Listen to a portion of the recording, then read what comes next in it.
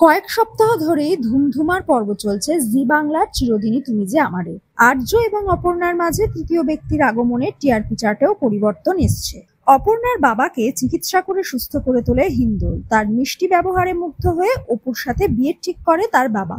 এই কথা অপর্ণা জানতে পেরে আর্যকে জানায়। আর্যও তাকে কথা দেয় সে নিজে তার বাবার সাথে কথা বলবে। অপর্ণার বাবার সাথে কথা বলা সত্ত্বেও তিনি রাজি হন না বয়সে বড় পাত্রর সাথে মেয়ের বিয়ে দিতে। অনুরোধ করে আর্য যেন অপর্ণার জীবন থেকে সরে যায়। এই পর্ব ভালো লাগেনি দর্শকের। আর্য অপর্ণার মিল হবে কিনা সেই নিয়েও চিন্তিত তারা। এই টানাপোড়েনের মধ্যে পূর্বজন্মের স্মৃতি ফিরে আসে নায়িকার। বর্তমানে দেখানো হচ্ছে অষ্টমীতে নায়িকার স্মৃতি ফিরে আসে। অপর্ণা থেকে হয়ে ওঠে রাজনন্দিনী, যা দেখে অবাক হয় তার বাবা মাও। মণ্ডপে শাড়ির আঁচল লুটিয়ে চলার সময় প্রদীপের আগুনে তার আঁচল পুড়ে যায়। আর্য বাঁচাতে গেলে তাকে সরিয়ে দেয়, বলে সে তো আর্য নয়, তাহলে তার আসল পরিচয় কি? কিসের ইঙ্গিত দিল পর্দার অপর্ণা?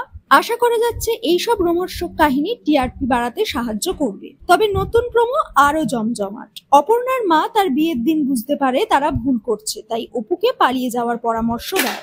অপর্ণাও আর্যর কাছে চলে যায়, কিন্তু আর্য তাকে বাড়িতেই ফিরিয়ে দেয়। তার কথায় ভবিতব্য যেদিকে নিয়ে যাবে সেটাই হবে। তাদের পথ আলাদা হবে নাকি এক সূত্রে গেঁথে যাবে দুজনের জীবন, তা বোঝা যাবে আগামী পর্বগুলোতে।